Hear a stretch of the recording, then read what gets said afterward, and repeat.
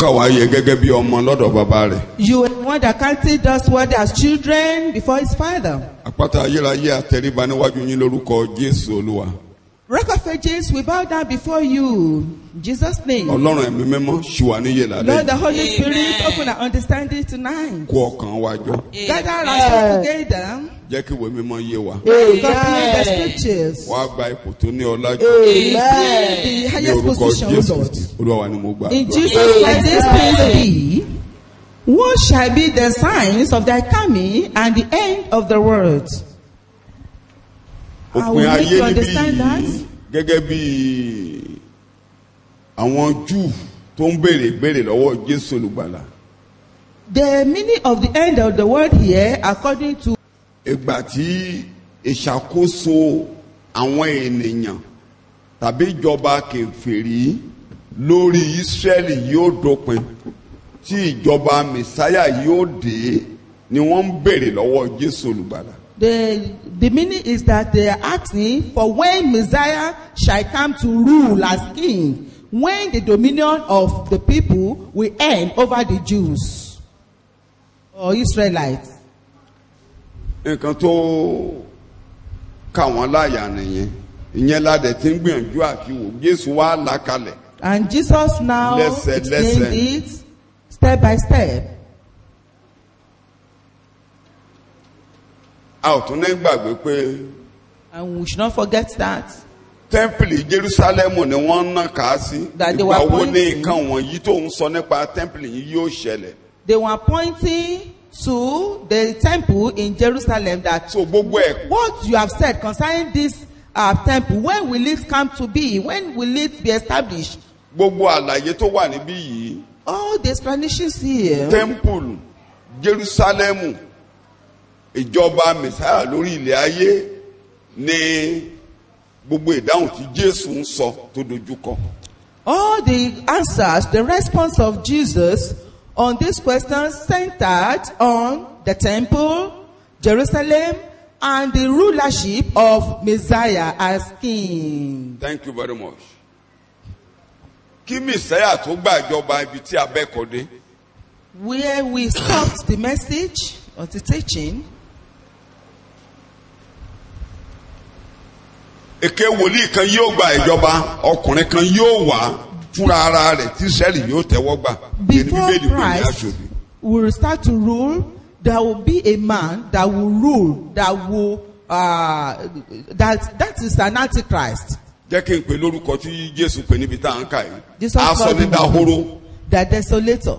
Asọ̀nidahoro yóò wá, The desolator will come yóò sọ tẹ́ḿpìlì di ahoro, and he will make the temple yóò desolate. bà tẹ́ḿpìlì jẹ́. He will destroy Yóò or sì defy pe the ara rẹ̀ ní temple. Ọlọ́run. I will call himself God.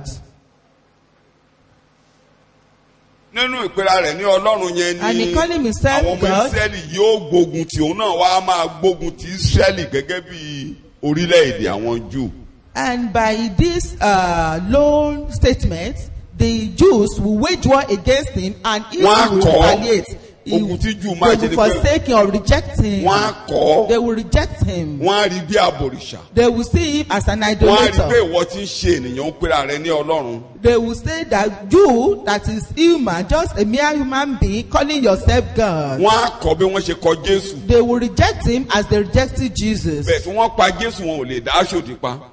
They killed Jesus, but they will not be able to kill this Aṣòdì dá Antichrist. wá gbógun tì wọ́n. And this Antichrist will now wage war against them. So sísá ni wọ́n máa sá.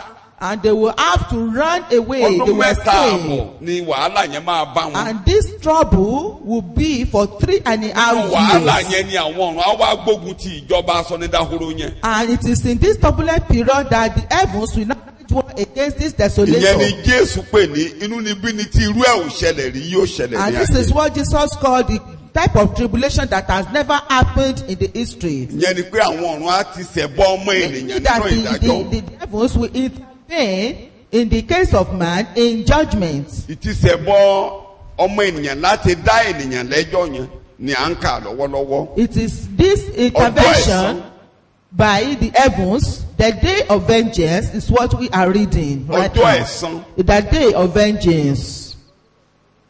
láti dojú ìjà kọ asọnidahoro. To wage war or to fight or to be at variance with the desolator. Torí gẹ́gẹ́ bí àṣekánú Dáníẹ́lì gẹ́gẹ́ bí Jésù ṣe sọ yẹn bí àṣetòkánú Dáníẹ́lì orí 9:27. Just as Jesus said it, and how we read it in Daniel chapter 7.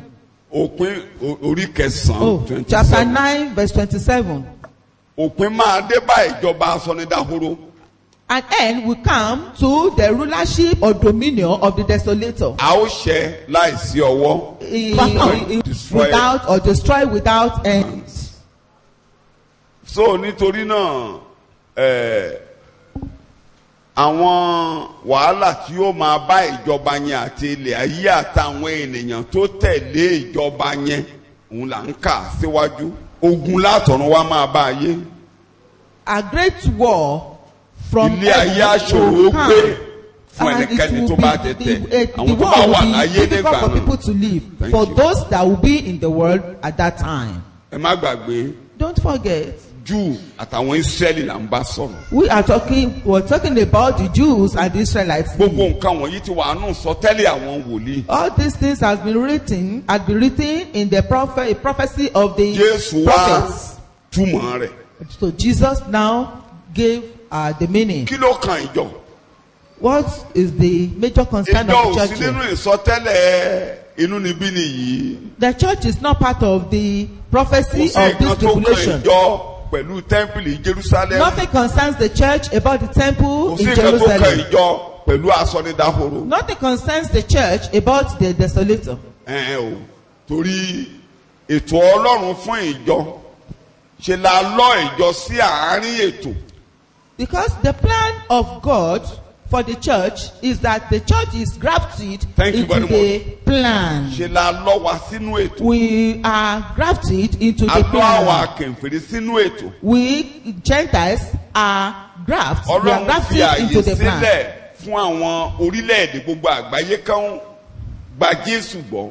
So God has given an ample chance for all nations of the world to believe Jesus. Jẹ́ kí n lo èdè méjì nínú májẹ̀mú tuntun. Let me use two languages in the New Testament so that I will not be confused. Ó tọ̀ àwọn tirẹ̀ wá. He came for his own. Àwọn tirẹ̀ kò gbà. But his own rejected him. Àwọn tó bá wá gbà. But for those that accept him, àwọn ní àǹfààní tàbí agbára láti di ọmọ Ọlọ́run. They were given the privilege or power to become children of God. Jésù mo tọ̀ mí wá lórúkọ bàbá mi. Jesus said, I came to you in the name of my Father. Ẹ ò gbà mí. But you didn't believe me. Ẹnìkan ń bọ̀ lórúkọ ara rẹ̀. But one person will come in his own name. Òun lẹ̀yin máa gbà. It is he that you will accept.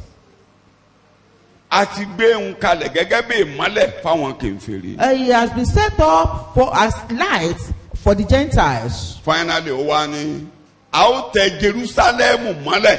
That Jerusalem will be trampled upon. Lábẹ́ kèfèrí. Under the Gentiles. Títí àkókò kèfèrí yóò fi kún. Till the fullness of the Gentiles shall come.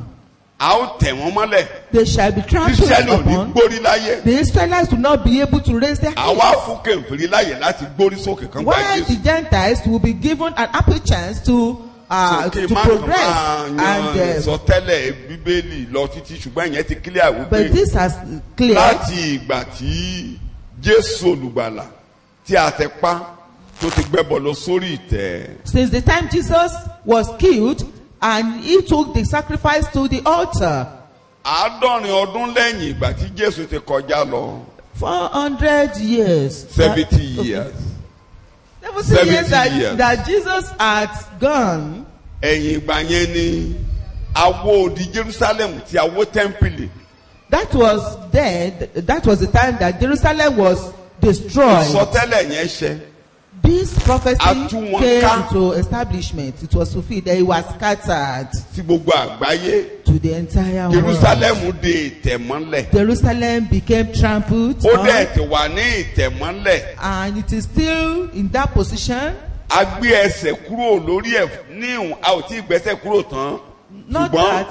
A fún ọ ní ìmọ́lẹ̀ díẹ̀ kékeré ní 1948 lẹ́yìn ogun àgbáyé kejì. They were given a little light after the Second World War.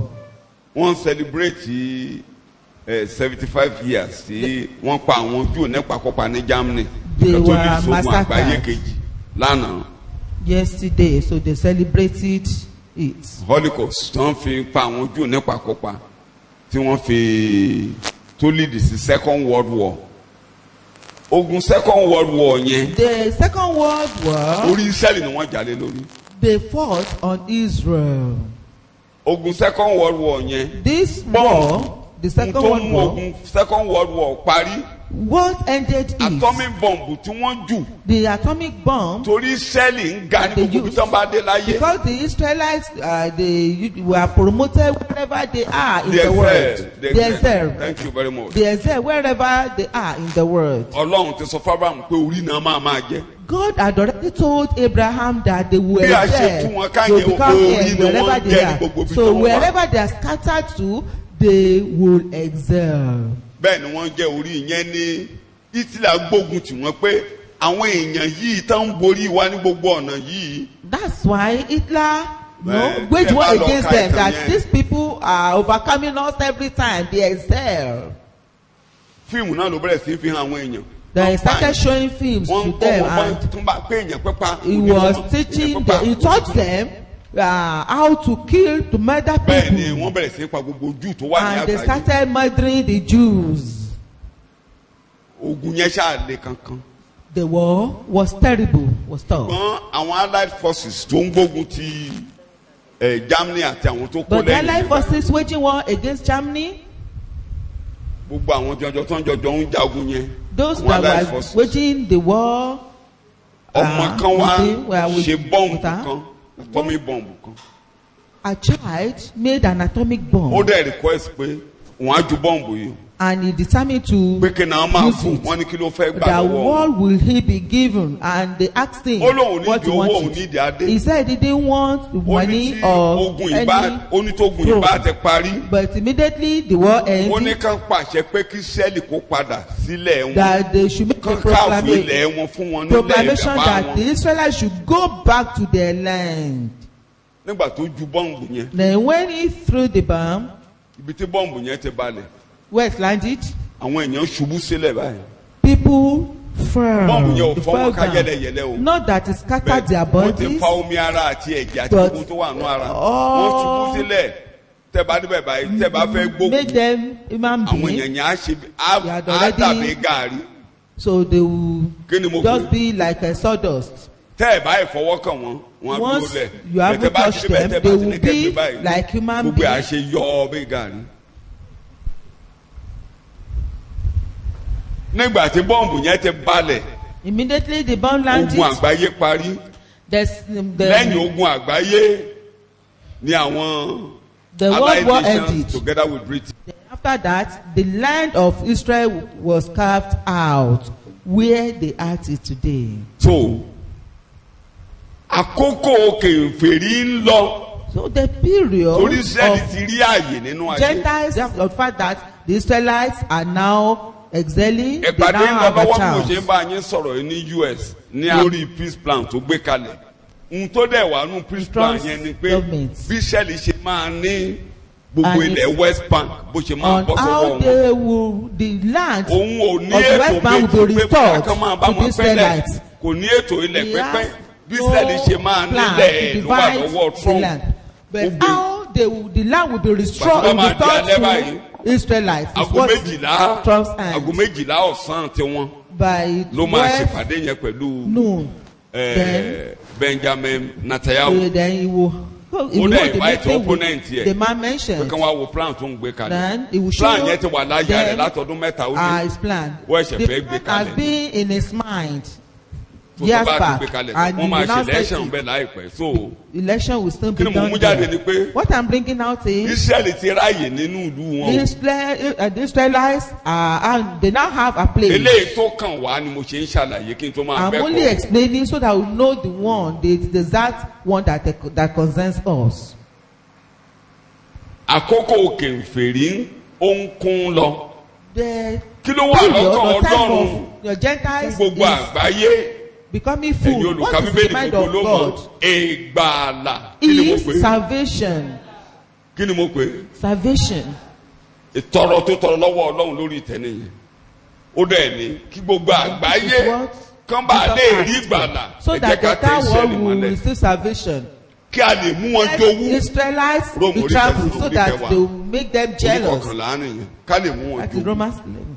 So ìgbàlà ń lọ ní Make gbogbo them jealous. àgbáyé. Gbogbo Salvation àgbáyé is wá ń going ga on, ju flowing Ísírẹ́lì in lọ. the entire Under world. normal situation lábẹ́ ọ̀run kò yẹ kí Under the head. Ísírẹ́lì lọ máa bẹ̀bẹ̀ rí lábẹ́ The US. Israelites Kán lọ shouldn't máa have bẹ̀bẹ̀ rí been lábẹ́ begging Britain. or Olórí ni wọ́n ní rule gbogbo under àgbáyé. the US. Ṣùgbọ́n wọn ò ní They are lọ́ba. supposed to excel, but they will not have a king. Wọn ò ní ní olórí They kan. will not have a king or ruler Ó dìgbà tí olùgbàlà wọn bá dé. until their Messiah, their So Savior comes. ìmúrasílẹ̀ fún ìjọba Jésù lórí ilẹ̀ ayé. So this is the preparation Wọ́n ní for sọtẹ́lẹ̀ the tàǹkà. rule of Christ on earth. Ìmúrasílẹ̀ yẹn ló dẹ̀ ń lọ nínú ayé It báyìí. is this preparation that is going on in the world.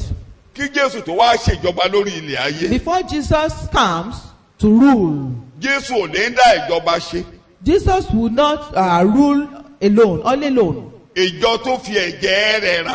The church that he purchased with his own blood, Àwọn ló ń bọ̀ wá bá ṣe they ìjọba. will come to rule with him. Àti àwọn àyànfẹ́ nítorí àwọn And the bàbá. beloved, because of their fathers, Patriarchs. patriarchs, Láwọn tí Ọlọ́run fi orí ọ̀fẹ́ gbàlà. those that were saved by Nítorí- grace Nítorí because Abraham. of their patriarchs. Àwọn yẹn ló ń bá Jésù bọ̀ wá ṣe. These are the people that will come to rule with Jesus. Àwọn yẹn la máa mú kúrò ní ojú ọ̀nà. They will be taken out of the way Kí asọ̀nìdàhoro tó lọ máa bá Ísírẹ́lì jagun. before the desolator will wage war Jẹ́ ní against àpótẹ́lì wa kó wa Israel. wípé That's why ẹni we are talking ẹ̀ṣẹ̀ ẹni about kò lè ṣaláì that man farahàn. of sin shall appear. Ìbá ti farahàn. He would have Kìkì pé appeared. ẹnìkan ń ṣe. The only thing is that one person Ó is dìgbà tá a bá mú influenced tojú ọ̀nà. until we take away Tójú ọ̀nà tá a máa mú kúrò òun ní the one that ìjọ. will be taken away out of Tó the jẹ́ pé way. ẹ̀mí mímọ́ ń bá ń kọ́wọ́ rìn. The church controlled by the Holy Spirit will be taken out of the way. When the church controlled by the Holy Spirit is taken out of the way, then the manifestations of the man of sin will come to the world. Shout hallelujah. Hallelujah. Shout hallelujah. Hallelujah. Shout hallelujah. Hallelujah. So nítorí náà kí là ń Therefore, tẹnu mọ́ What are we ni pé emphasizing is kí ló kàn wá bẹ́ẹ̀ jọ. what's our major concern here? Àkókò wa kúrú. Our period is so short. Anytime from now Any moment from now, ìpele ìdùn there may be a trumpet ká call kó ìjọ kúrò lójú ọ̀nà. that the church will be taken out of the way. Nǹkan tá à ń kà yìí What we are ọjọ́ reading, ìmúṣẹ rẹ̀ ò jìnnà mọ́. the day of its fulfillment is not far. Ọdún méje péré Just 7 years ni aṣòdì ní láti ṣe ìjọba. that the Antichrist has to Kó tó rule. bẹ̀rẹ̀ ìjọba rẹ̀, But before his rulership, à ń mú ìjọ kúrò ní ojú ọ̀nà. the church will be taken out of the way. Ísírẹ́lì ń retí mẹ̀sáyà wọn. The Israelites Kódà. are expecting their Messiah. Àwọn Orthodox Jews gidigidi. The Orthodox Wọ́n ń Jews retí mẹ̀sáyà ju bí ìjọ ṣe ń are retí Jésù lọ. expecting their Messiah more than Wọ́n múra how sí, the church is wọ́n mọ̀ expecting pé ó ń Jesus. bọ̀, They are wọ́n really ka Bíbélì, expecting. They are wọ́n reading kà, the Bible. wọ́n because retí ẹ̀ gan pé they are expecting it because ọba they know wọn it's máa coming, dẹ́ṣẹ̀, that their ọba king wọn will máa come, dẹ́ṣẹ̀. that their king will come.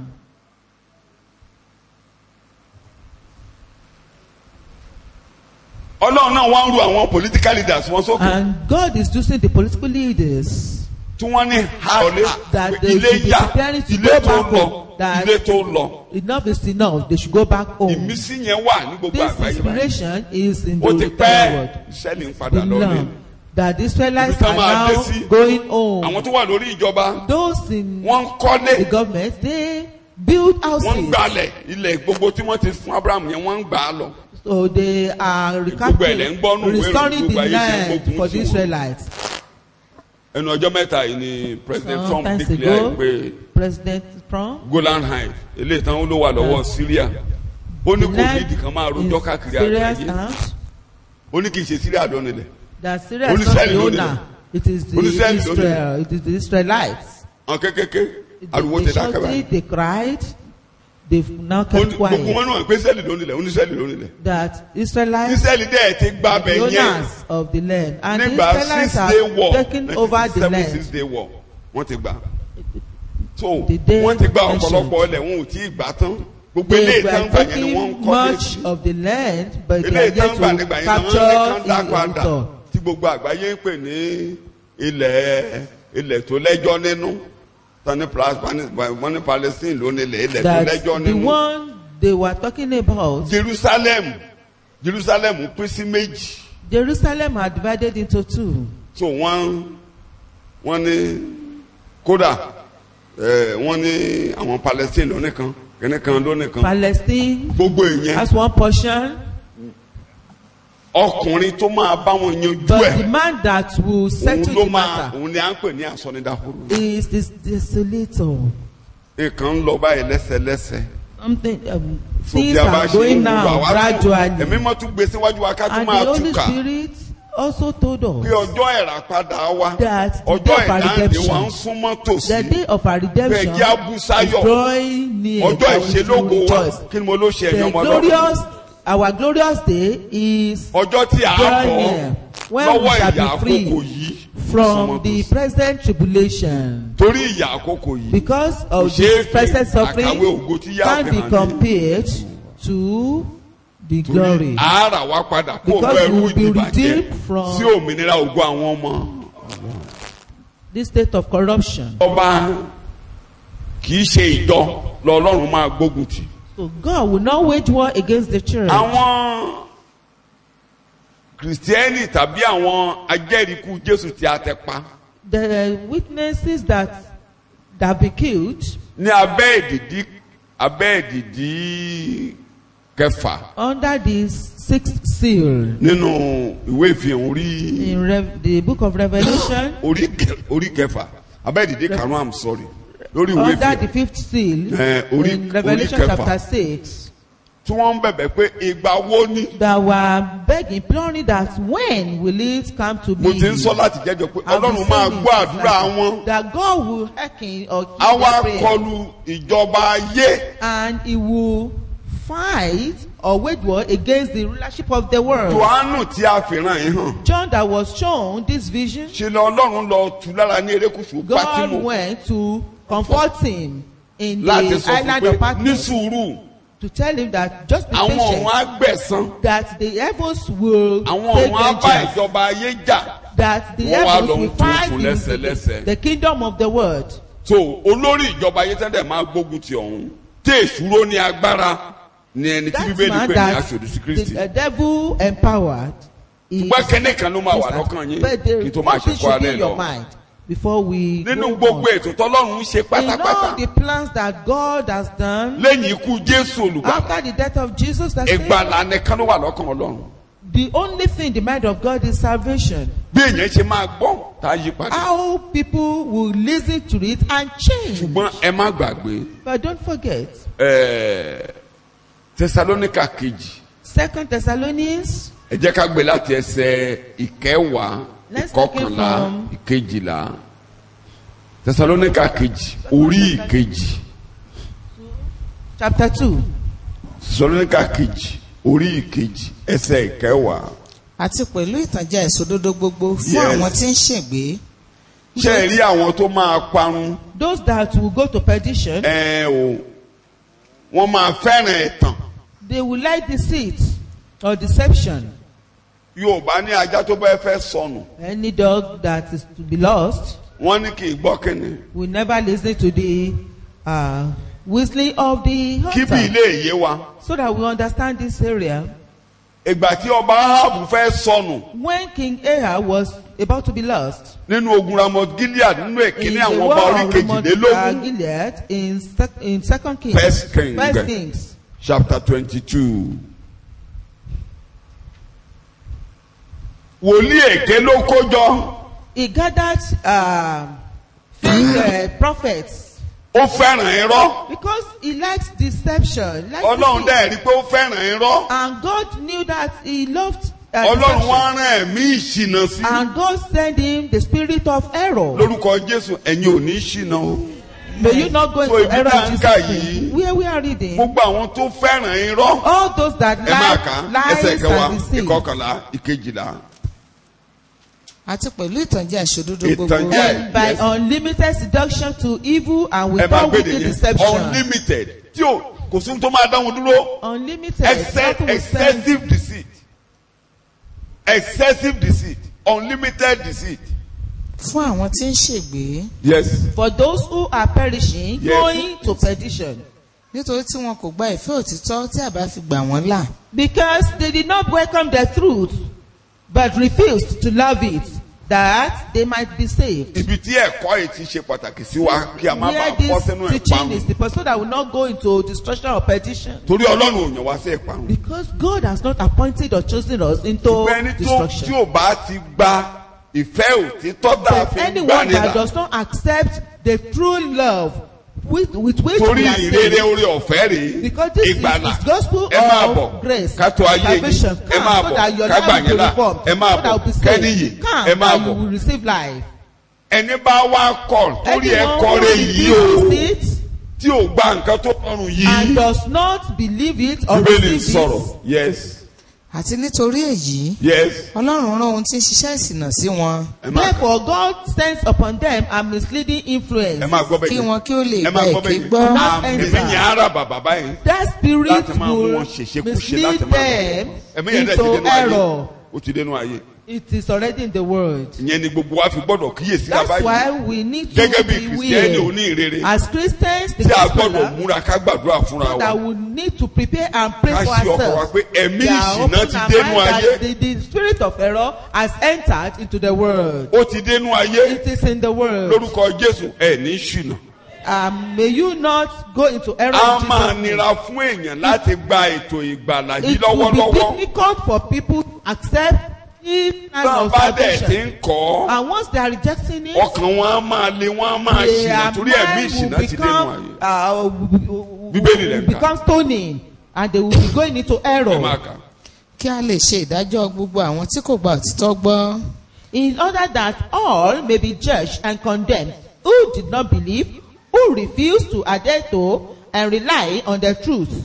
ṣùgbọ́n tí wọ́n ní inú dídùn nínú àìṣòdodo. Àwọn tẹnu wọn dùn sí ẹ̀tẹ̀tàn That tó have, fẹ́ràn ìbàjẹ́. that have pleasure in unrighteousness, Sure, in that- something corruptible. Lónìí bàbá ṣe ń ka bẹ́ẹ̀lì tá à ń sọ̀rọ̀. Today, as we are reading the Lẹ́nu ibi tí Bible and ìjọ ọmọ talking, lónìí tá à ń kéde. Àwọn that tó we are proclaiming kò le tó bẹ́ẹ̀ kò le that tó it's bẹ́ẹ̀. not that Ayé difficult. ti yí padà. Life Ayé is ti not difficult. àwọn yẹn ló pọ̀ jù. There are many. Kí ni mo wí? There are many. Ẹ o There are many. kí ni mo wí? Ẹ ní parun. May you not be destroyed. Mo lẹ́ ní parun. You will not be destroyed. So n tó kàn wájú níbẹ̀ ni pé What concerns us here ká máa bẹ lọ́run tìrẹ àwa. is to implore Kí a máa ní God ìfẹ́ àti gba òtítọ́ that gbọ́. we should love the truth, to Thank you. believe the Ẹ truth. mọ òtítọ́. You will know the Òtítọ́ yóò truth, ṣe kíni. and the truth will set you free. Bí èèyàn bá ti ń fi irọ́ kọ́ra. But if you Ọlọ́run gan ló continue máa to ràn lie lọ́wọ́ láti and tẹ̀lé ẹ̀mí become to ìṣù. make lies to be part of you, then So gbogbo àwọn yẹn all these people, àwọn yẹn ló máa bá ṣòdì ṣe ìjọba. they will rule Àwọn yẹn ló with máa wà nínú Antichrist ayé torí pé wọn ò gba òtítọ́ gbọ́. because they do not believe the truth. Wọn ò tẹ̀lé òtítọ́. They do not follow the So truth. inú ìṣìnà náà fẹ́ máa wọnú ìjọba ṣòdì. So they will, Bí eré bí àwàdà náà máa wọ. in error, they will enter into Let the, me say we are running. kingdom of the The world Antichrist. is running into a transition period. In a short while, ẹ̀ẹ̀kan lè dé di pé gbàsókè ṣẹlẹ̀. Ìjọba ṣòdì wọnú ayé bí eré Before you mọ́lẹ̀. know it, there will be rapture. And immediately after that, the Bí a ṣe ń kéde náà la máa rulership of the kéde. Antichrist will Tí àwọn enter kan á into the máa world. kọ òtítọ́. Táwọn As kan á we máa are tẹ̀lé proclaiming, òtítọ́. some will reject the truth, while Bí a some ṣe will ń kéré follow. òjò la máa kéré òjò. As Tí àwọn kan á we are máa bínú gathering sí òtítọ́ people, nínú òjò. táwọn kan ò tiẹ̀ ní fẹ́ gbọ́ nǹkan tó jọ mọ́ Jésù. Some would not want to hear anything concerning Jesus. bí ìjọ Sátánì ti ń wọ̀ gbòòrò ìbáyìí Just gbogbo as rẹ̀ ń wọ̀ the gbòòrò church ìtàn of tẹ̀lé gbogbo Satan ẹ̀tàn has yìí entered, bẹ́ẹ̀ náà and láti people máa are following the àwa á máa deception. pọ̀ sí. And that's how it's going to be, and it will become àwọn numerous. ọmọ Ọlọ́run á máa lọ lé ní kankan While the children of God will be wọ́n á máa lọ lé ní kankan going, living here one by ẹ̀tàn á one, máa gbinlẹ̀ sí ní while ayé deception will á máa continue ní to aláṣiṣẹ́ abound, ìgbàgbọ́ nínú ayé it will be difficult to. lójijì láìrò tẹ́lẹ̀ ìpè yìí ó dùn. Before we know it, at the twinkling of an eye, there will be trumpet call. tó bá dẹ̀ ti ṣẹlẹ̀ And wàhálà once bá it ayé happens, then the Ọlọ́run á God wá will be in dojú ìjà trouble. kọ ìjọba ẹ̀tàn yẹn. God will now wage war against kókó kan tí mo the tẹnu mọ́ ni pé rulership ní abẹ́ of yẹn deception. Ọlọ́run á fàyè sílẹ̀ àìmọ̀ God will nígbà tí wàhálà yìí bá ń lọ give a chance. bóyá á rí àwọn tó máa tún gbàgbọ́. In the time, this time of tribulation, we see some that will believe. torí ẹlòmíì inú ìṣòro ló máa gbàgbọ́. Because in this turbulent period, that some people will believe. ẹlòmíì máa gbàgbọ́ nínú wàhálà. Some people will believe àìmọ̀ while in bóyá á rí. trouble. Who knows? Peradventure, we will see. gbọ́lọ́pọ̀ ìgbà But in àní some rí cases, torí ẹlẹ́tàn ní ọ̀pọ̀ not wọn. because many of them, they are deceitful. shout hallelujah. Hallelujah. shout hallelujah. Hallelujah. shout hallelujah. Hallelujah. hallelujah. shout hallelujah. Hallelujah. àwọn ìṣẹ̀lẹ̀ tí mo kà níjẹ̀jọ The ó so mọ́ happenings àwọn nǹkan tó that wà we read láyìíká ṣùgbọ́n eléyìí tí mo fẹ́ kà to yìí what is ó happening máa fọwọ́ kan around ọmọ us. ènìyàn. But this one I'm going to read will touch people. ìwé ìfihàn Revelation, ibẹ̀ la ka dé níjẹ̀jọ that's where orí we started ìkẹsàn-án last week.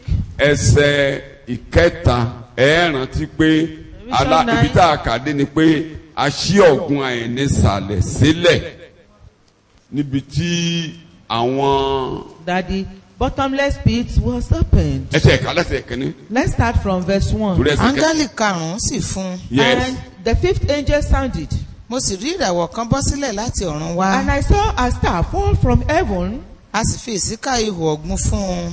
and I saw a star fall And from he heaven, the bottomless pit, èéfín sì rú jáde láti inú ihò náà wá. and there arose a smoke out of the pit, bí èéfín ìléru ńlá. as the smoke of a great furnace.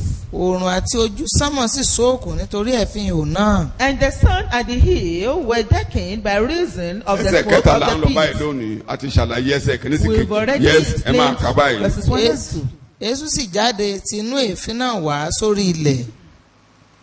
locus a sì fi agbára fún wọn bí àkéekèé ilẹ̀ ti lé agbára. And there came out of the smoke locusts upon the earth, and to them was given power as the scorpions of the earth have power. thank you very much ẹ jẹ́ ká wo àwọn nǹkan ẹ máa ka díẹ̀ sí Let's máa kó read kókó that. gbogbo ẹ̀ papọ̀ a sì yes sọ fún wọn pé kí wọ́n má ṣe pa koríko ilẹ̀ lára yes tàbí ohun tútù kan tàbí igikígi kan bí kò ṣe àwọn ènìyàn tí ẹsẹ̀ kò ní kọkànlá èdìdí ní kẹ́ẹ̀tì Ọlọ́run dúró yes And ní it was iwájú commanded- wọn. And it was commanded them that they should not hurt the grass of the earth, neither any green thing, neither any tree, but only those men which have not the seal of God in their foreheads. ẹ jẹ́ ká mú díẹ̀ díẹ̀ kó lè yé wa àkọ́kọ́ The first one, ṣé ẹ ti ka dẹ́sẹ̀ kọkànlá ẹ kà débẹ̀ yes a sì pàṣẹ fún wọn pé kí wọ́n má ṣe pa wọ́n ṣùgbọ́n kí a dá wọn lé oró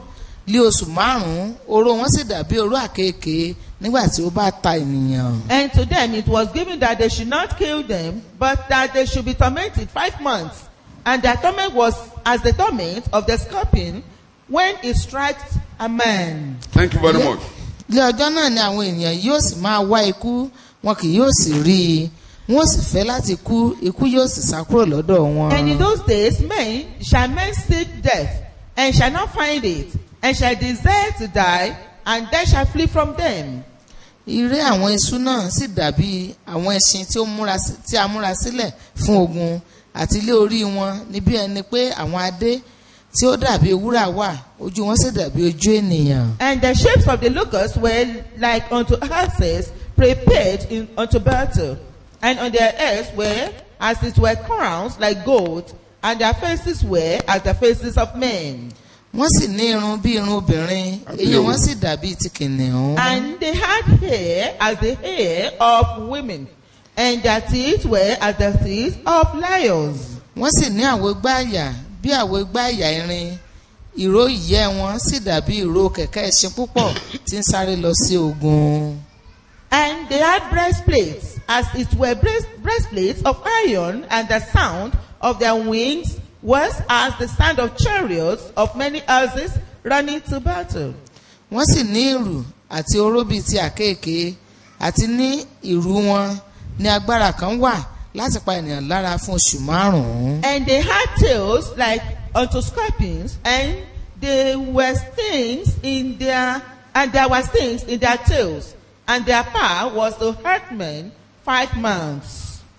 Wọ́n sì ní áńgẹ́lì ọ̀gbun náà bí ọba lórí wọn, orúkọ rẹ̀ ní èdè Hébérù ní Abádónì, àti ní èdè Gíríkì orúkọ rẹ̀ a máa jẹ́ Apolloni. And they had a king over them, which is the angel of the bottomless pit, whose name in the Hebrew tongue is Abaddon, and in the Greek tongue had his name Apollyon. Mo pín sọ́nà mẹ́ta tó fi máa rọ̀ wá lọ́rùn. Irú èṣù wo rèé? Which type of What type of locusts are these?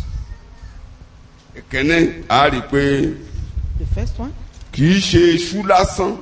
These are not ordinary locusts. Torí wọn ò gbọ́dọ̀ jẹ ewéko tútù. Because they must not eat grass. Nǹkan tútù, nǹkan tó léwé, nǹkan tó green ni èṣù máa ń jẹ. They normally Ordinary eat ones. Nǹkan tó máa ń jẹ nìyí. vegetables or trees.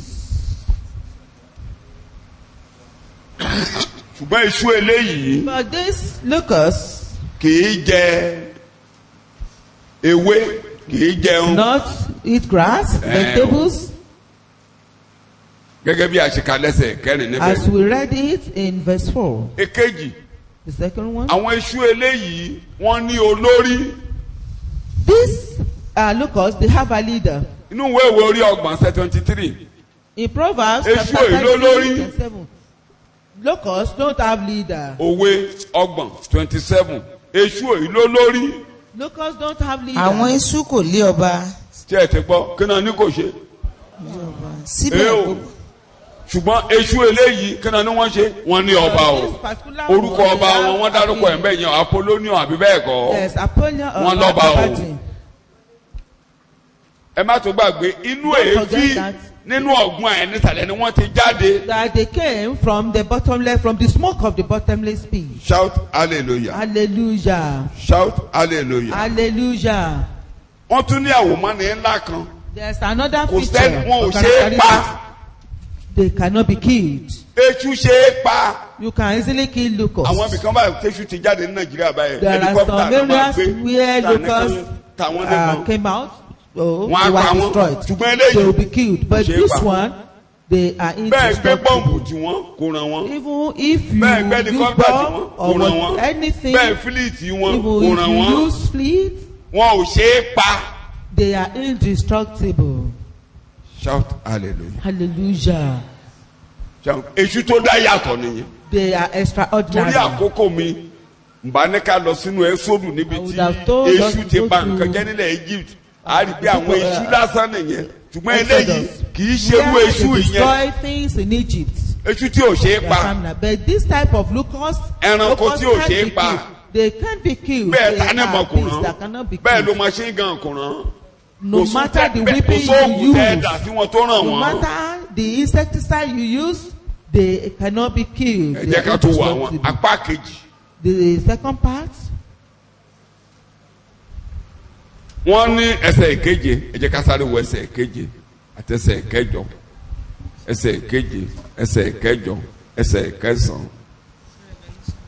Ní orí kẹsàn-án yẹn, ẹ sáré kà, mo fẹ́ mọ àwọn èdè kan jáde níbẹ̀. Ìrí àwọn èṣù náà sì dàbí àwọn ẹṣin tí a múra sílẹ̀ fún ogun. Wọ́n dàbí ẹṣin, àwọn dàbí ẹṣin. Èṣù tó rí bí ẹṣin tó fẹ́ jagun. and the shapes of the locusts were like unto horses prepared unto battle. Ẹ gbọ́ bẹ́ẹ̀ yẹn, èṣù tó dàbí ẹṣin. Locusts that were like Ẹ máa pé yẹn ti horses. yàtọ̀ sí èṣù tó You ń can gbé see that they are quite Bíbélì different sọ̀rọ̀. from- Yes. Àti lé orí Number wọn one. ní bí ẹni pé àwọn adé tí ó dàbí wúrà wà. Èṣù tó ní adé lórí. They are locusts with Kí crowns. mo ní wọ́n ṣe? They have crowns. wọ́n ní adé They lórí. have crowns. Ojú wọn sì dà. Wọ́n ní adé They have lórí. crowns. wọ́n dẹ̀ jáde láti ọ̀gbun And they àìnísàlẹ̀. came out of the bottomless pit. tàbá fẹ́ pé àkókò abyss. sọ pé ẹ̀mí èṣù alá. They are demons with crowns. wọ́n ní irun bí irun obìnrin. They have àti ears eyín like bí that of eyín women, kìnìún. and their teeth like lions. kí la fẹ́ mọ̀ yàtọ̀ láàrin irun ọkùnrin àti obìnrin. What is the difference Ta ló between mọ̀? the ears of men and women? ọwọ́ lókè yes kí ni ìyàtọ̀ kí ni bíbélì sọ pé ìyàtọ̀ láàrin irun ọkùnrin àti obìnrin. nù Kọ́ríńtì kìíní orí kọkànlá. gígùn la fún obìnrin. Long ears were given unto women. àbùkù ni kí ọkùnrin ní irun gígùn. It is a shame for a man to So tẹ́ bá ti have rí a long ọkùnrin tó ní ear. irun If you gígùn. see a man with long bíbélì hair, ní àbùkù ni fún. the Bible says it's a thing of shame. obìnrin ló ní irun gígùn. It is women that has long hair. ó dẹ̀ yẹ kóbìnrin mẹ̀tẹ́ẹ̀nì irun gígùn rẹ̀. And women supposed to maintain it. ẹnu gígùn la fún obìnrin. Women fún are obìnrin given ní long irun bí hairs. irun mi báyìí. Not like ọkùnrin ni mí báyìí. like men. but irun obìnrin ó But gbọ́dọ̀ the gùn bí years òní kò of- ṣírí ẹ̀ o. torí ó ṣe ṣe kó o ti gẹrun ẹ̀ bó ṣe wà yẹn. shout hallelujah. Hallelujah. shout hallelujah. Hallelujah. wọ́n wá ní ẹyin bí ẹyin. And they have feet like that of lions. ṣe mọ̀ pé wọ́n á lè sáré.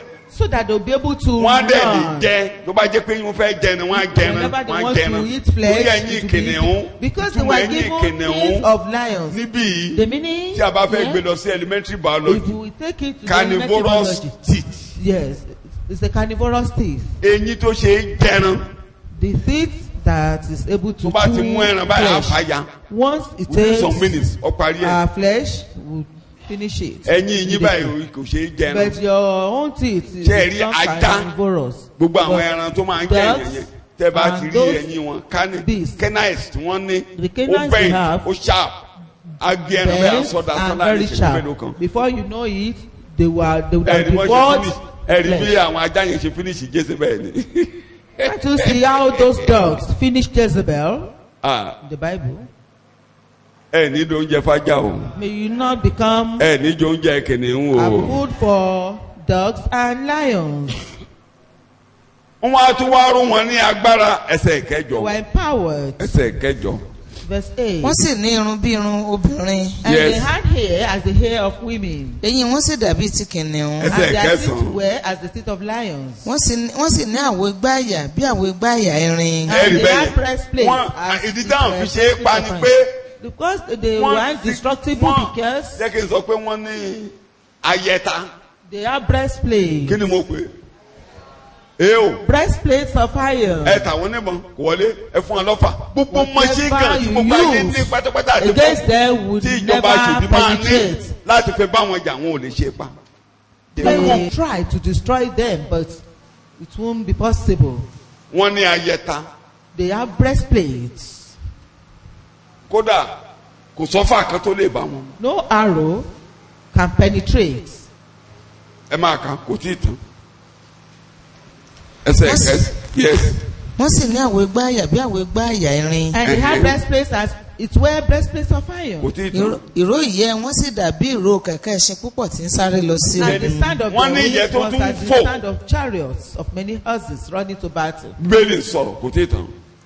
Wọ́n sì ní ìrù àti Ìrù. oró bíi ti àkéèké. And they had ẹ taste on ibi tí like wàhálà unto wà gan scorpions. nìyẹn eyín yẹn wọn ò And ní their jẹ stings. èèyàn o Not that they will Wọn ò use ní it jẹ́ to èèyàn. devour men, wọn á kàn but ọlọ́run ní jẹ́ ká kéèké ta wá o. may you not be stung by ẹni tí scorpions. àkéèké bá ta Anyone who is Táwọn stung bá by dù, ó máa kú o. scorpion, if that person, if care is not taken, wọ́n that ní person oró will wọn die. wà nínú ìrù wọn That their sting is in their tail. wọn ò rán wọn sí ayé ká pààyàn They were wọ́n not ná sent wọn to the sí world ayé to kill ní people. ìgbà yẹn pé kán dá èèyàn ní oró They were sent Ah, to the Ọlọ́run world ní dá yín lóró o. to give pains to kọ́lọ́run má men. bàa dá yín lóró So ẹ that wọnú you ètò will ìgbàlà not- torí àyàn níṣẹ́ ìparun You not be tormented. ìrù So you yẹn have to láta go to ẹni tí come ìrù into yẹn the bá plan ti of ta salvation. A Anyone máa stung dèrò ẹ̀. by this scorpion, oṣù márùn-ún péré they will bear the Náà fi pain máa jìyà. for Wọn ò dẹ̀ 5 ní kú. months. and they will not die, wọ́n á máa joró. but they will be tormented with pain. Ẹ ní joró lórúkọ May you Jésù. not be tormented with pain in Jesus' name. Ẹni bá moró ní jọ Jímọ̀ ọwọ́ mi mọ̀ bí mo ṣe tó ní wàhálà. Ó wá ní wàhálà mo á ṣáà rí pé wàhálà yẹn ti kọjá. Eléyìí tọmọdé lè máa kò mára mo ti dúdú kò ṣe é dùn mo wá ní kí wọ́n bá mi là. And I told the nurse. Nígbà tí wọ́n dọ̀bẹ dé. But when it is operated on, Mo jó pìrìpìrì mo súfèé. it pains me. Mo á dé mo á gbé àpọ̀pọ̀ mi mo ti ẹ̀ sá mi ẹni tí mo ń sọ lójú ẹ̀ wọ́n ní mo sọ pé ó nira wọ́n ní ìkẹ́ tó bẹ̀rẹ̀ mo ní ìkẹ́dẹ́ yìí làkọjá òṣò yẹn.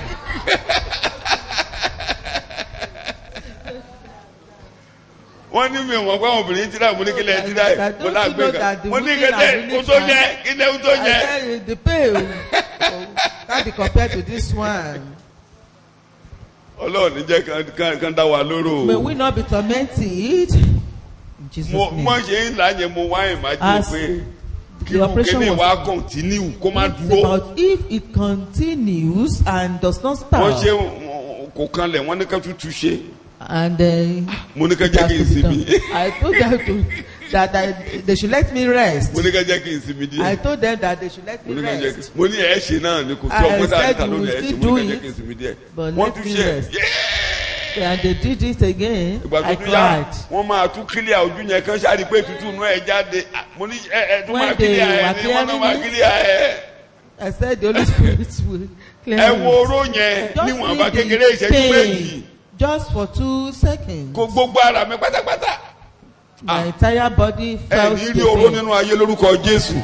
Ẹ tún ní May oró you lẹ́yìn not ayé. be tormented here Wọ́n ṣe ń ṣe and yẹn ni mo after ń ronú life. lórí ìjókòó bí tí mo wà pé Then I Ọlọ́run má jẹ́ ká remembered wọ́ sínú oró o. that may we not go Èmi ni into mo ti bọ́wọ́ mi torment, kalẹ̀ tí mo ní ká máa ṣe. tormenting. I was Mo lè one ní ká má that ṣe mọ́ kí mi bínú. gave my hand, and I may even Tí tell mo them bá not dẹ̀ to do bínú, it again. And ṣé ẹni tó ń bá mi ṣe ni I'm- mo ṣe níkà? if Ta I ni mo was ṣe níkà? angry, Ṣé pé kára I mi did yá not ni? hurt the person that wanted to do Kí it n for rọ́wọ́ me. búburú, kí n I rọ́wọ́ will be the búburú, one kí to n rọ́wọ́ bear jẹun, kí n rọ́wọ́ it. Just ṣeun. for me to have hand to hold Ẹ̀hẹ́n, things ṣùgbọ́n- that I want to hold.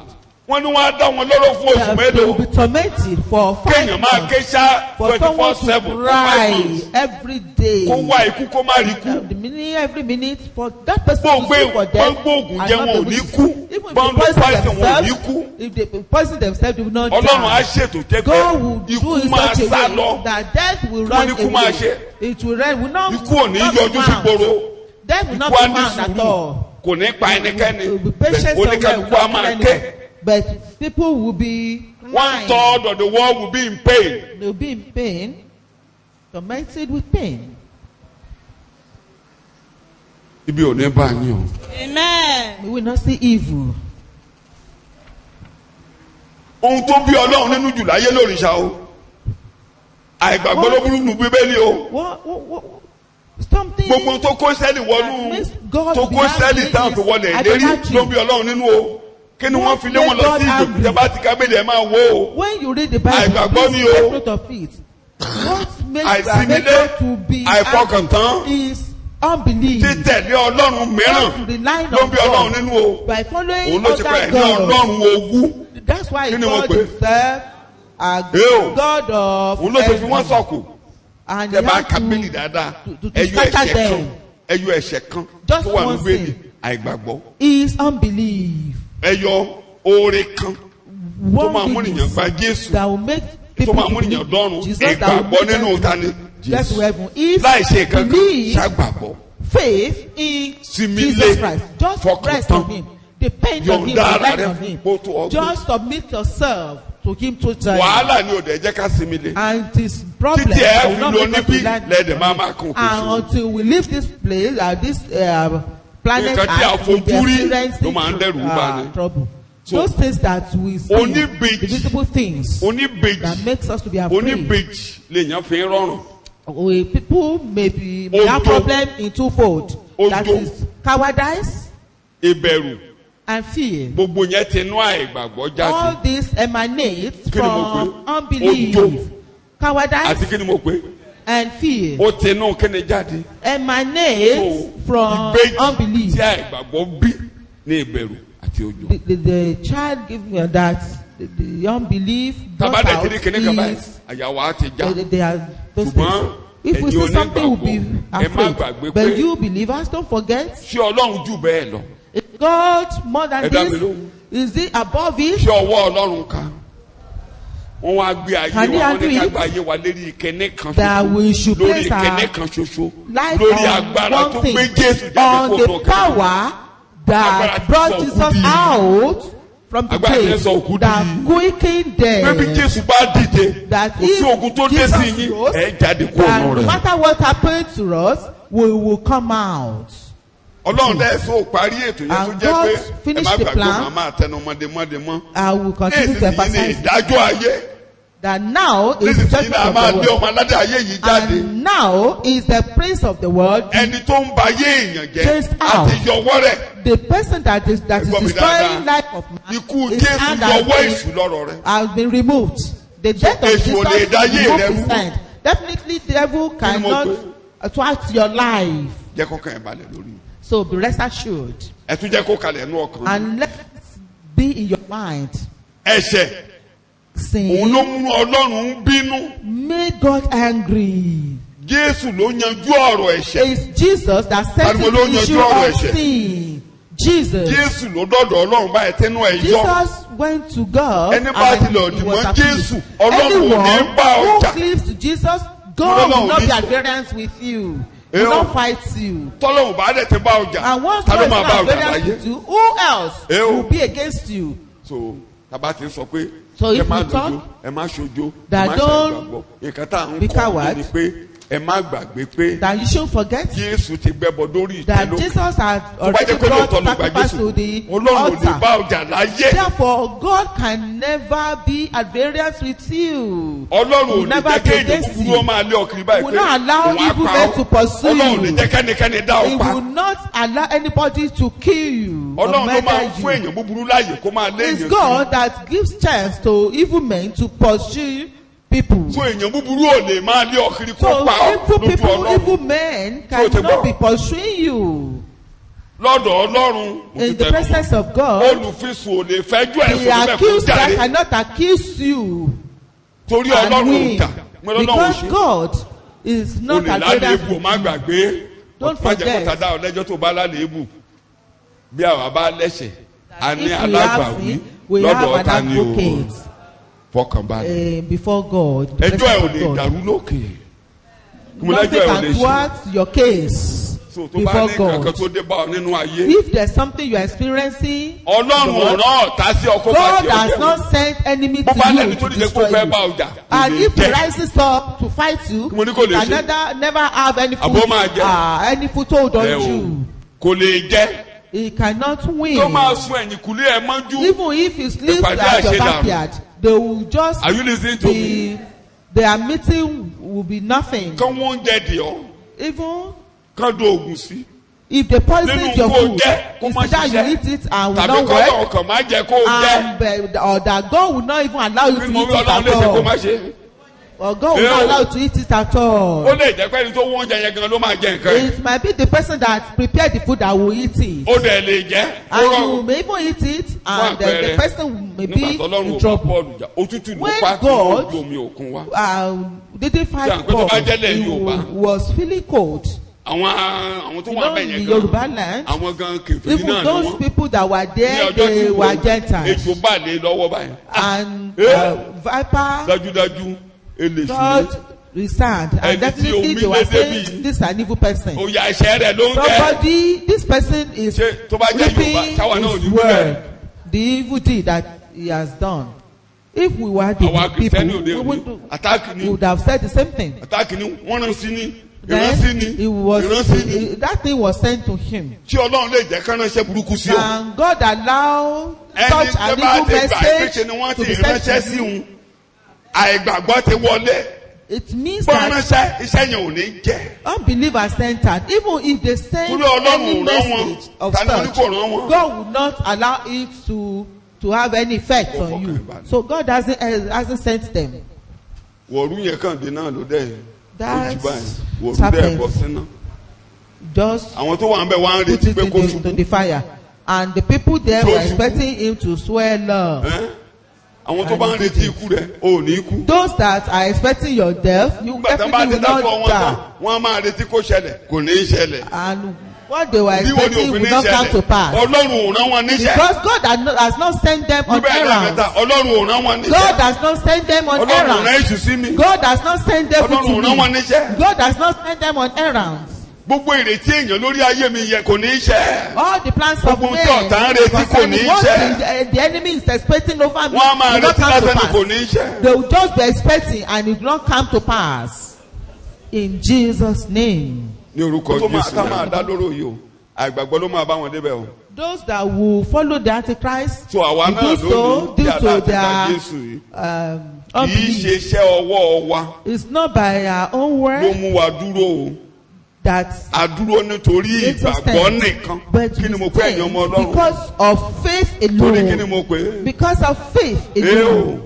tí òjò bá ti wọlé o ti di Once paradise aláìgbàgbọ́ enters, tó then bá you ti have gba ìgbòho become láàyè o dá aláìgbàgbọ́ o. you have become so an àwọn èdè unbeliever. wa yẹn ni kẹ́ ẹ máa So, tẹnumọ́ nígbà gbogbo o. You should emphasize jẹ́ kó our kàn ẹ́ máa balẹ̀ pé terms. Ọlọ́run ẹ̀jẹ̀ Jésù wà Have lórí rest of pẹpẹ mind that the Ọlọ́run blood ti of yọ́nú Jesus is on there and God is already Ọlọ́run ò appeased. bínú sí mi tí God bíbẹ̀ is Ọlọ́run ò not bínú sí mi variance. It's not Ọlọ́run angry ò bá with mi me. jà God is not Ọlọ́run fighting yọ́nú me. torí ẹ̀jẹ̀ God Jésù. appeased for me because of the Shout blood of hallelujah. Jesus.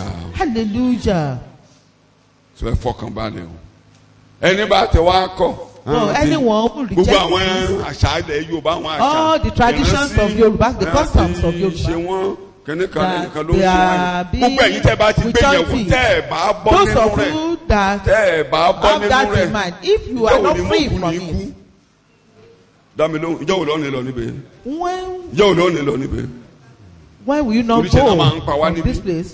ní máa ń pààyàn láfíríkà Because they always kill people here in Africa. ó dẹ̀ fẹ́ kán pa ọ́ kán má pa ọ́ And you kán don't má want pa to ọ́, be kán má killed. pa You ọ́. don't want people to kill ntọ́lọ́hún you. dúró lórí ìtẹ́ tó wo While God tó is fi on the sáyìn throne, àdúrà tó fi sáyìn nǹkan tí looking Solomoni down. béèrè nìyẹn ó lóò béèrè ẹ̀mí àwọn ọ̀tá ẹ̀ that you ó didn't béèrè ask pé for kó o mọ̀ the kú ó béèrè pé kó o life of your lọ́rọ̀ enemies, and you do not ask ó ní ìwọ ọmọ to be rich, ó máa dáa fún ọ that you, this child, ọkàn shall ẹ̀ dwell balẹ̀ with pé you. o fẹ́ You béèrè have pé peace of mind that kí mi you want fún ọ to- lórí ọ̀fẹ́ kó that mọ̀ bó should ṣe give máa you rìn bó ṣe grace. máa lanú ayé So kọjá that you know how to Ọ̀tá ò stay ní through borí life, ẹ. that enemies will not jẹ́ ẹni kó overcome já you. ogun kan And then he Solomon didn't kò fight ṣe kíni? anyone. Solomon didn't fight a pé single ọkàn rẹ̀ war. balẹ̀ pé Because he mo tó has mú ọ rest of lájà mind that ní ti ọ̀tá made what made the Gbàgbé enemies ẹ̀. fight pertaining to the Ní ti enemy ọrọ̀, forget ò ní forget tálákà. it and Ní ti pertaining ṣẹ́kù, ò ní to ṣẹ́kù. wealth tó o bá ti sinmi lé o ní once ṣẹ́kù you rely on him you will Mo lóò not ní die ṣẹ́kù. prematurely O ní kú you will ṣáájú not die àkókò. untimely not die before your bí time mo ṣe ń sọ tó bá ti rí That's why I kìrìsìtẹ́nì tó dúró nínú ìgbàgbọ́ if you see any Ọlọ́run lè Christian mú nǹkan ẹ lọ kì í steady ṣe pé wọ́n pa Shout in his hallelujah. faith then it's God that so has taken him ìdálóró over. oṣù That márùn is the tormenting for 5 apá kẹta months. The third, Ọlọ́run fi àyè sílẹ̀ God ó ní àwọn kan nígbà náà wọn ò ní dá wọn gave them lóró the chance that but Ẹ má there are gbàgbé some o. that will not be tormented. àwọn tí ó lámì Ọlọ́run lórí Those that have the mark àkéèké of yìí ò ní God on their fọwọ́ kàn forehead. wọ́n These scorpions will á not ti touch them sàmì sí wọn lára because they've been marked. àkéèké yìí ò ní fọwọ́ These scorpions Èṣù will yìí ò not ní touch lọ́dọ̀ them torí wọ́n lámì Ọlọ́run because Èdìdí they Ọlọ́run wà have lórí marked. The seal of God ẹ̀kọ́ is on méjì lẹ them. máa kọ́ níbẹ̀ That one will follow 2 teachings. ìkíní Ọlọ́run mọ̀ bí a ṣe máa ń yọ àwọn olódodo God knows how to rescue Tó máa or ń deliver pa wọ́n the mọ́. righteous and he preserves Pétérù kejì. them. 2 Peter, orí ìkejì 2 Peter chapter 2. Pétérù kejì 2 Peter orí chapter ìkejì 2, ẹsẹ̀ kẹfà sí ìkẹsàn-án verse 6. tí ó sọ àwọn To ìlú ruin Sódómù and extinction the cities of Sodom and Gomorrah. nígbà tí ó fi ìfọ́ àfọ́bàjẹ́ dá wọn lẹ́bi yes tí ó sì fi wọ́n ṣe àpẹẹrẹ fún àwọn tí yóò jẹ́ aláìwà bí Ọlọ́run. Reducing them to ashes and set them forth as an example to those who will be ungodly. ó sì yọ Lọ́ọ̀tì olóòótọ́ ó yọ And he Lord rescued ó righteous yọ Lot. Lord He rescued ẹ máa Lot. kà ẹni tí ìwà wọ̀bì àwọn ènìyàn búburú bà nínú jẹ́. greatly worn out and distressed by the wanton ways of the ungodly and lawless. nítorí ọkùnrin olóòótọ́ ni. For that just man, bí ó ti ń gbé àárín wọn. living there among them, tí ó ń rí tí ó sì ń gbọ́.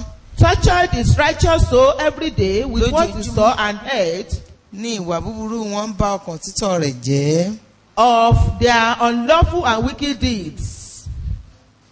ó ti tàn. olúwa mọ̀ bí a ti yọ àwọn ẹni ìwà bí ọlọ́run kúrò nínú ìdánwò. bẹ́ẹ̀ni. Now, if all these things are true, then be sure that the Lord knows how to rescue the godly out of temptations and trials. àpẹẹrẹ àti méjì bí a ni ti wọ́n sọ pa àwọn níbẹ̀ yẹn. There are two examples still. wọ́n kọ́kọ́ sọ àpẹẹrẹ Noah. They told us the Àti example ilé of rẹ̀. Noah and wọ́n á tún his sọ àpẹẹrẹ family. Lot. And another Tí example is that Ọlọ́run of pamọ́ Lot lọ́jọ́ that wàhálà. God preserved in the time Ọlọ́run of ṣe fún wọn trouble. lọ́jọ́ wàhálà. Now God preserved. so ẹ fọkàn balẹ̀ bí So, wàhálà bá have peace of ń mind. bẹ̀ẹ́nu ayé lónìí kórílẹ̀-èdè That- máa jà Ọlọ́run máa pa àwọn tirẹ̀ mọ́. That despite all gbogbo ẹ̀yin tó odds, jẹ́ God onígbọ́ will mo ń preserve tẹnumọ́ or lójoojúmọ́ give his ibi ò own. ní bá yín. I do say it every day that àwọn ọmọ mi dẹ̀ ti kọ́ lórí fún wa and nínú my ẹ̀kọ́ children has bí ti bá already ń jà ayé said that ẹ̀rù là when the word is installed, Ẹ̀rù you là. sail through. You sail Ẹ̀rù through. là. You sail through.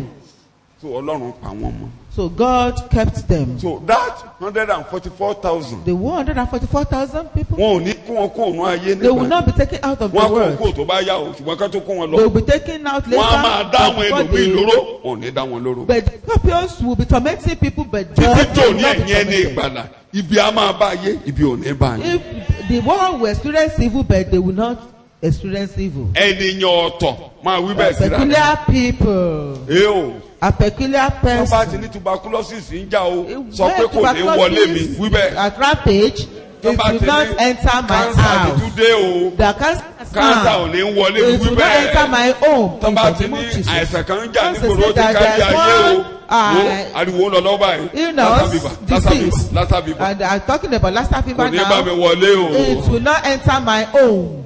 ẹ mo tiẹ̀ láwọn èdè burúkú kan tí mo I máa ń have sọ some, nílé ìyàwó mi máa ń ẹ̀ẹ̀kan my kan tó bá wife- ara yán ṣe ló máa ń gbógun ti gbà mí ò máa pa wọn bẹ́ẹ̀ gbà tó wá fẹ́ pa Will be killing cockroaches like Ó ń lọ somebody níwájú mi lánàá. in the war. ó lọ níwájú mi It was the ó wá rí one ayán kan cockroach was ó wá ń going pa mo léwo ló tún jẹsẹ̀ mọ́ and he Mo láwọn was ọ̀rẹ́- stepping mo ní on something. ọ̀rẹ́ aráàlú. I asked him that ó lọ́rọ̀ ẹ̀yìn nìkan ni o. that they are friends of the people that mo ní tí ò know bá sáwọn ẹranko yẹn They are àwọn only ìgbélé ayé your ọlọ́run táwọn fún akájọ máa ṣeré God Mo lá has yán created kájọ them máa- for- mo ní kì í ṣe pé ká máa for pa us wọn kó o sì máa lé wọn kiri bí ẹni léjò to play together for you to be ẹ̀ẹ̀kankan tó chasing bá rí them kankan as if you are chasing agbógunti tó jẹ́ pé snakes. Sometimes she will wage war against them mo lá like màá ní sọ́ọ̀rẹ́ aráàlú nìyẹn ó wàá sọ fún mi lánàá ó láwọn She ọ̀rẹ́ told me aráàlú ní gbogbo that ó the ní friends olùkọ́ of báyìí the pé lásà people- bíbọ̀ à ń pa ni kì í ṣorúkọ mi nìyẹn kò ní wọlé tèmi o. that is not Mo my ní kò name. ní jẹ́ o. Definitely they will not enter my home. They àwọn won't ọmọ mẹ́kàn enter. tiẹ̀ gbé sínú Zoom whatsapp Some of my lẹ́ni pé children wọ́n ní ká ṣọ́ra brought it to fún WhatsApp. àwọn àkàrà tá ń rà tá ń fẹ́ pẹ́ pàdé wọ́n nítorí pé ohun tó ṣẹlẹ̀ ní that we should be Gawasi. aware of pé àwọn pépà wọ́n fẹ́ ta bk sí that àwọn we kankan need. fún wọn ibẹ̀ ni wọ́n ti rí lassa viva àwọn pépà Some- tẹ́kù ti ṣeré lórí ẹ̀ tó ti yàgbẹ́ sí. Some papers the rats pé would ká have ṣọ́ra played fún defecates pépà. Tán bá ti on fẹ́ ra- them ẹ fẹ́ ra and bọ̀. they will still use Wọ́n it fi to ní wrap pépà dí. things. ẹ fẹ́ for ra us. àkàrà Or wọ́n fi maybe ní want pépà to dí buy wọ́n ní kẹ́ ẹ ṣọ́ra cake kó má jẹ́ pé or bẹ́ẹ̀ láti máa jẹ cake so lassa that we viva. have to be careful bí so that ẹ we mọ̀ not bí ẹ catch Lassa fẹ́ ra fever kò from ní there. kàn yín. Even if you buy something like that, àkàmẹ́yẹ it will bọ̀dí not láti fi affect you. newspaper dì fún ọ.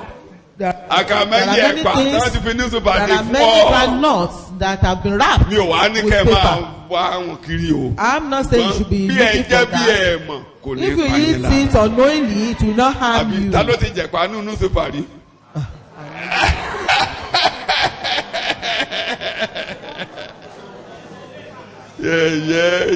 yẹ́yẹ́yẹ́yẹ́yẹ́ bíjì bá ń jà ayé There is storm in the world. I will karabá say ní true. ayé If the world is afflicted, I will not níwájú afflict it. Olúwa In the presence of God, of the Lord, sọ bẹ́ẹ̀ Goodness of joy. ìdí ò ní bá mi. I will not see evil, but goodness tó will fọkàn come. balẹ̀ So have peace of ènìyàn mind. ọ̀tọ̀ We are ara ta peculiar ní people ẹ̀rọ ilé ọlọ́run.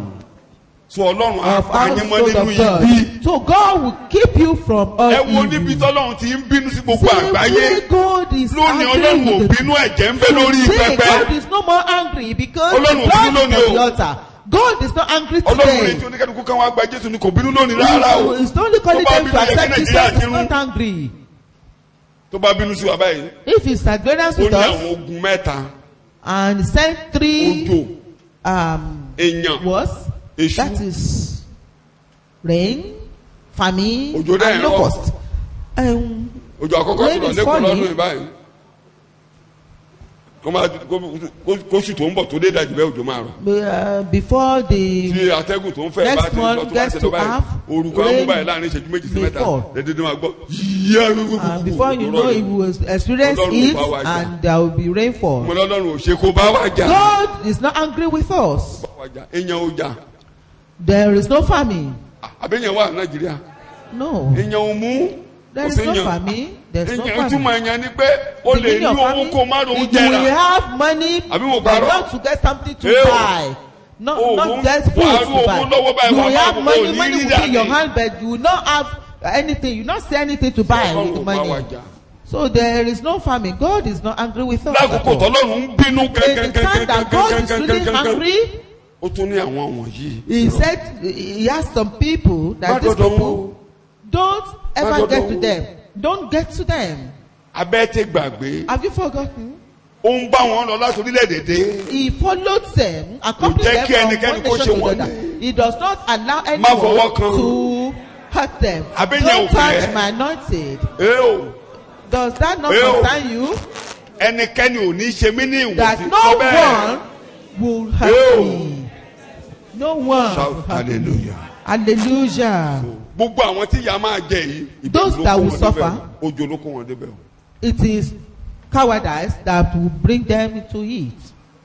ṣùgbọ́n Ọlọ́run mọ̀ bó ṣe ń yọ olódodo. But God knows how to rescue the gbogbo tó wù kó God. máa ṣẹlẹ̀ láyé. No matter what is happening in the world, ní tiẹ̀ Ọlọ́run á for máa yọ. you, God will keep you. ní tiẹ̀ Ọlọ́run á máa yọ. God will preserve you and lákòókò rescue ìpọ́njú you. Ọlọ́run á In tẹ the yọ. time of mélòó lónìí. affliction. mélòó Which lónìí. one today? akọrin yẹn ló sọ. That songwriter said, má ṣe fòyà òun kò Ọlọ́run yóò tọ́ má gbé ibi kọ́kọ́. Ọlọ́run yóò tó. Ọlọ́run yóò tọ́. Lójoojúmọ́ lọ́nà gbogbo. Yóò máa tójú rẹ̀. Ọlọ́run Yóò tó. orí kẹsàn-án ẹsẹ̀ kẹta. áńgẹ́lì kẹfà sì fún un. Yes. mo sì gbọ́ ohùn kan láti ibi ìwo mẹ́rin pẹpẹ wúrà wá ẹ máa gbé tí ń bẹ ìdílé níwájú Ọlọ́run. ibi ìwo pẹpẹ ohun kan sọ̀rọ̀. Horns of the Ibi golden ìwo altar. pẹpẹ One wúrà. voice sounded. wọ́n Then, wí- then the sixth angel blew his trumpet, and from the four horns of the golden altar, Yes. which stands before God, I heard a solitary voice. Máa wọ́n fún sọ̀rọ̀. áńgẹ́lì kẹfà náà tí ó ní ìpè náà pé tú àwọn áńgẹ́lì mẹ́rin nì sílẹ̀ tí a dè lẹ́bàá odò ńlá Éfrátè. Saying to the sixth angel who had the trumpet, separate the four angels who are bound at the great river Euphrates.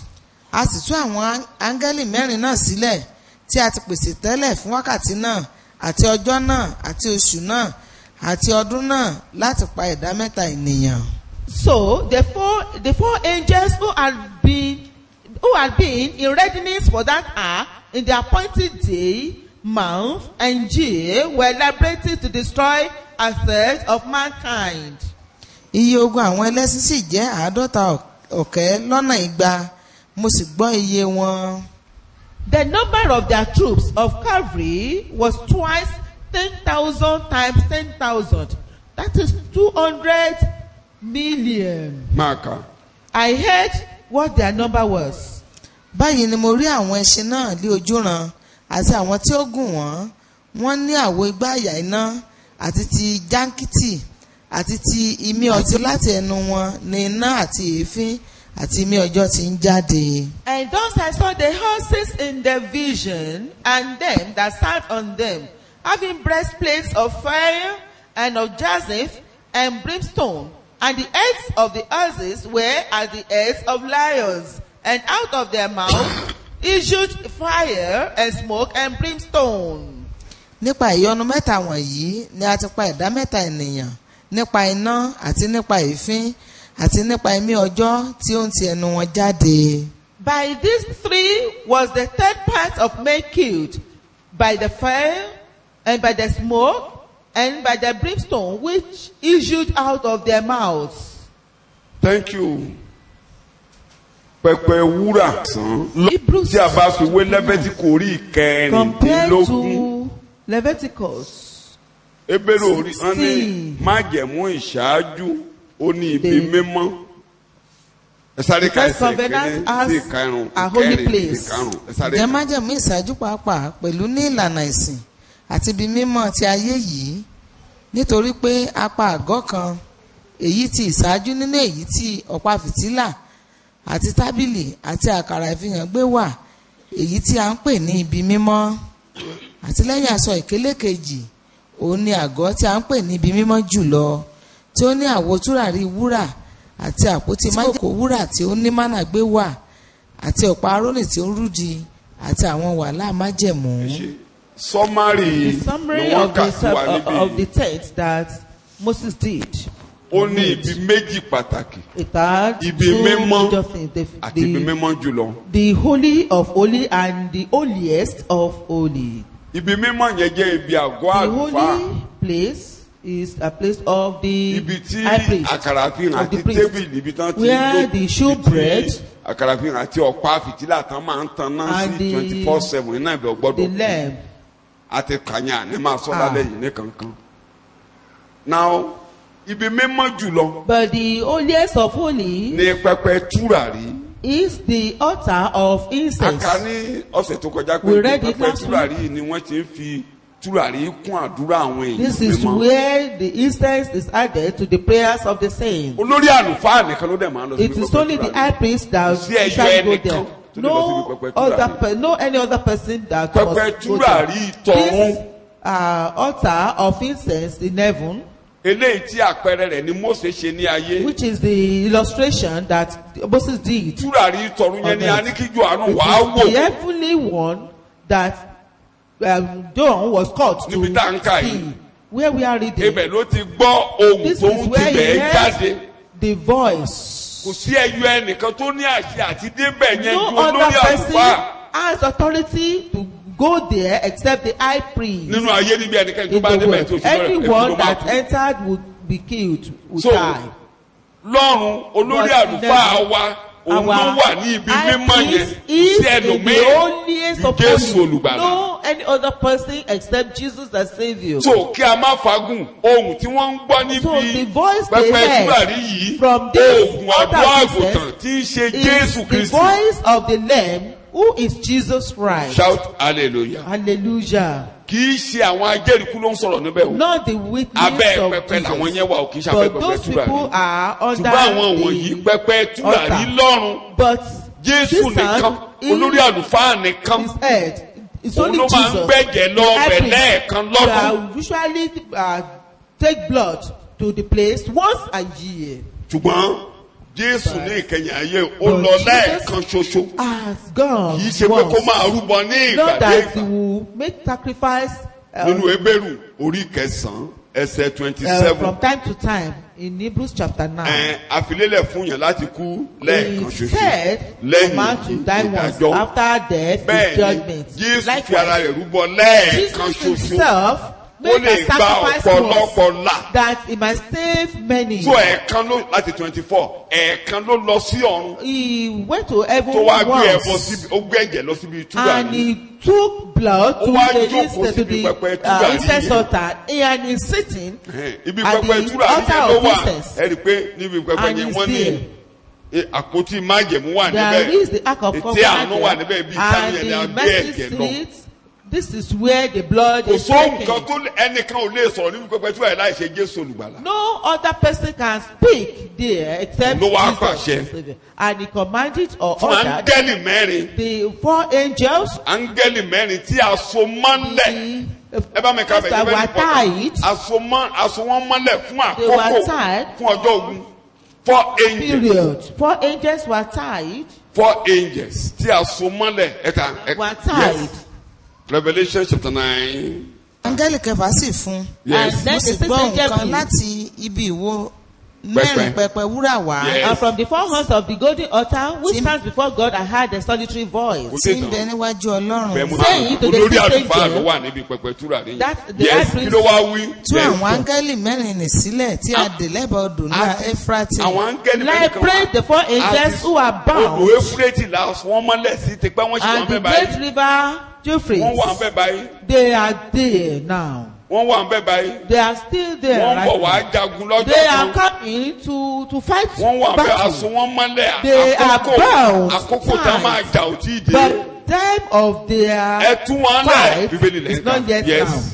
Liberate them. Yes. a sì tú àwọn áńgẹ́lì Release mẹ́rin them. náà sílẹ̀ Yes. And this tí a one ti just- pèsè tẹ́lẹ̀ and fún wákàtí náà Bẹ́ẹ̀ni. àti ọjọ́ náà àti oṣù náà àti A pè ọdún wọ́n náà fún láti pa wákàtí, ìdá mẹ́ta oṣù ènìyàn. náà, So the ọjọ́ 4 náà. angels who had been in readiness for that hour in the appointed day, month and year were liberated.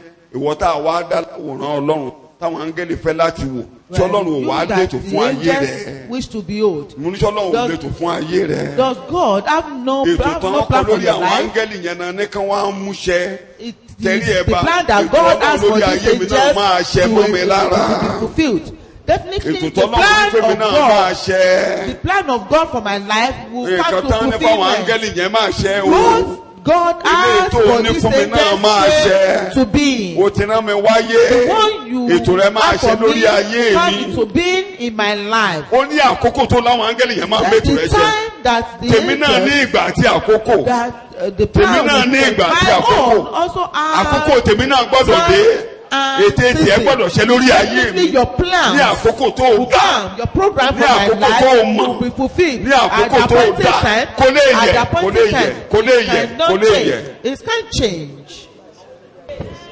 Ẹ má gbàgbé Ọlọ́run ló ní ká dè wọ́n mọ́lẹ̀. It's God that Iṣẹ́ ìránṣẹ́ wọn náà ní ká tú wọn kalẹ̀. that asked them to be bound, and he also ordered for their liberation. Ọ̀tá dè wá nínú The ìmọ̀tẹ́lẹ̀ Ọlọ́run.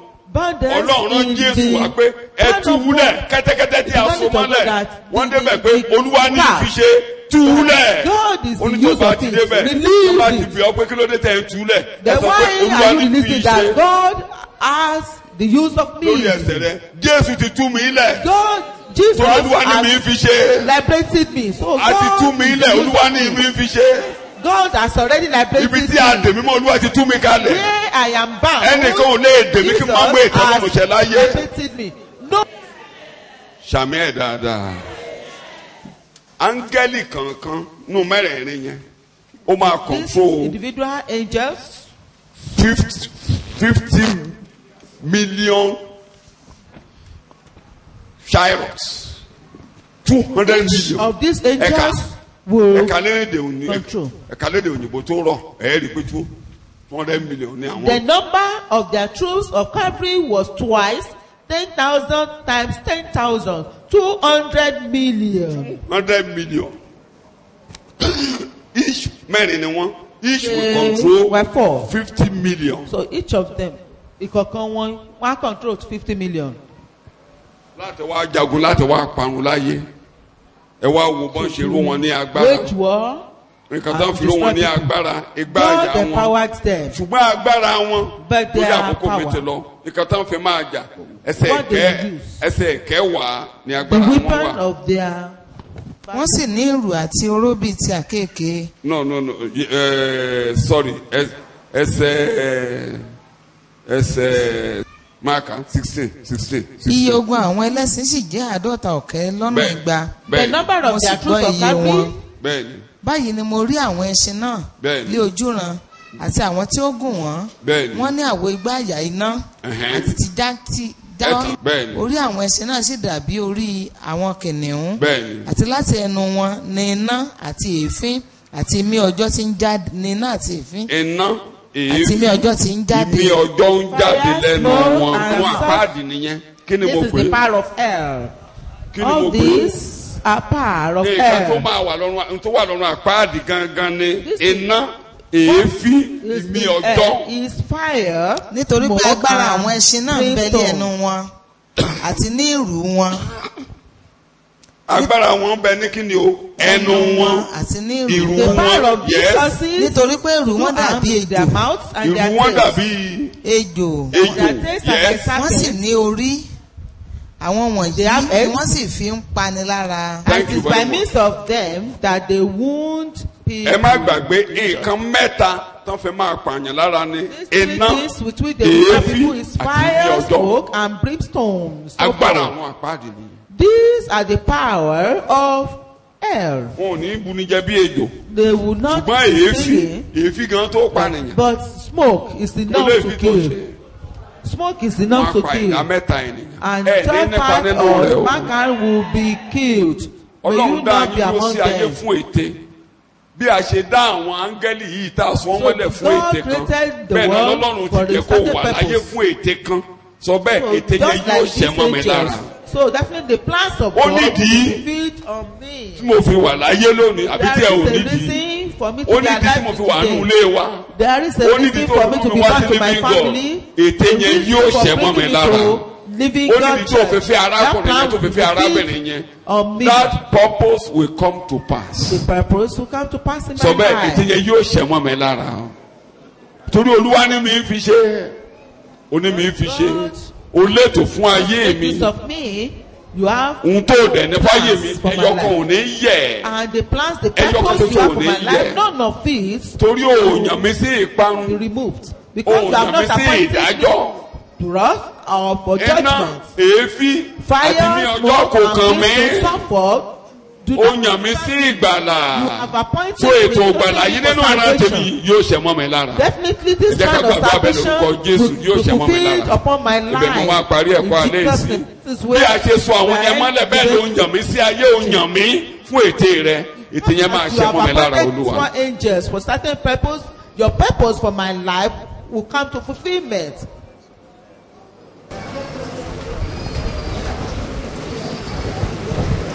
Ète rẹ yóò ṣẹ.